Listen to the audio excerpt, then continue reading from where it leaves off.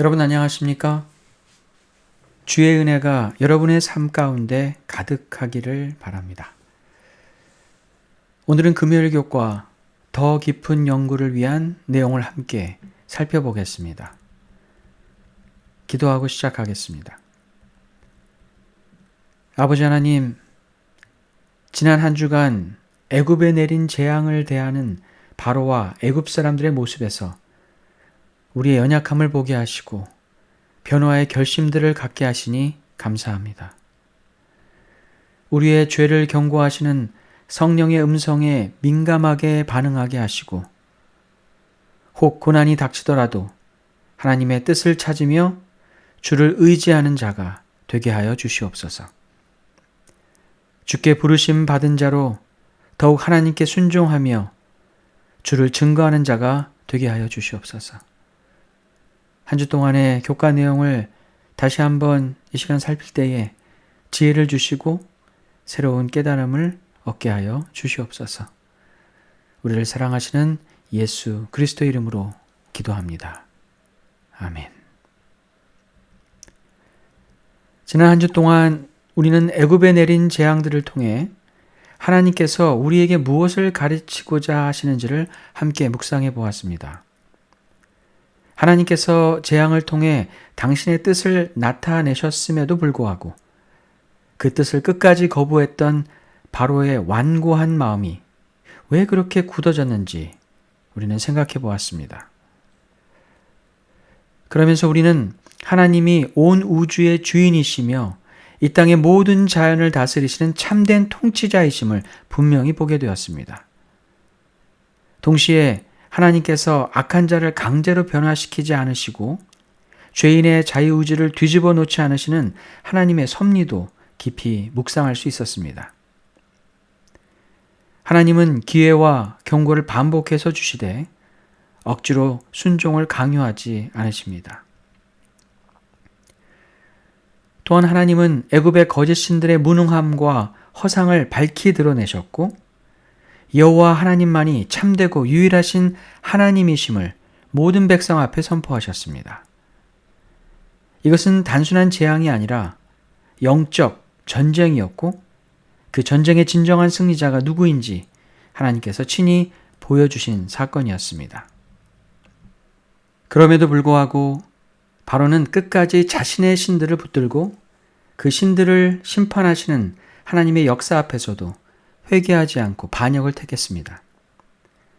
바로를 돕던 사단의 일꾼들도 하나님의 놀라운 역사와 은혜를 인정하지 않고 속임수와 거짓 가르침으로 사람들의 눈을 가리려 했습니다. 그들은 하나님의 능력을 하찮게 만들려 애쓰고 진리를 왜곡하려 했습니다.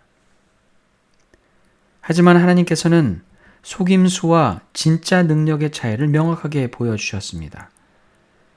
하나님의 지팡이가 뱀이 되어 요술사들의 뱀을 삼킨 사건을 통해 하나님의 권능은 결코 흉내낼 수 없는 진짜 능력임을 드러내셨습니다. 개구리 재앙 때에도 하나님은 그들을 단번에 사라지게 하지 않으시고 썩게 내버려 두심으로 요술사들의 흉내와 하나님의 이적이 얼마나 다른지를 분명히 알게 하셨습니다.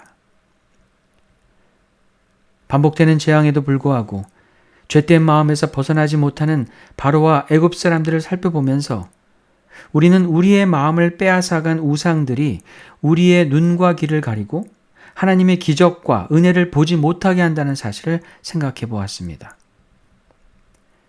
우리가 혹시 죄악된 선택을 했을 때 그것을 멈추지 않는다면 바로의 완악해져가는 마음처럼 우리의 마음도 점점 영적으로 둔해지고 성령의 감동에 반응하지 못하게 된다는 사실도 깨달았습니다.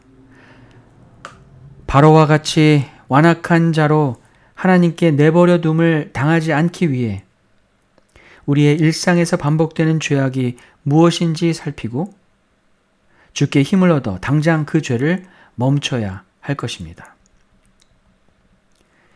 재앙으로 고통당하던 애굽 사람들이 자신들이 섬기던 신들이 아무것도 아니라는 사실을 분명하게 보았지만 이들의 삶이 하나님에 대한 믿음으로 이어지지 않았습니다.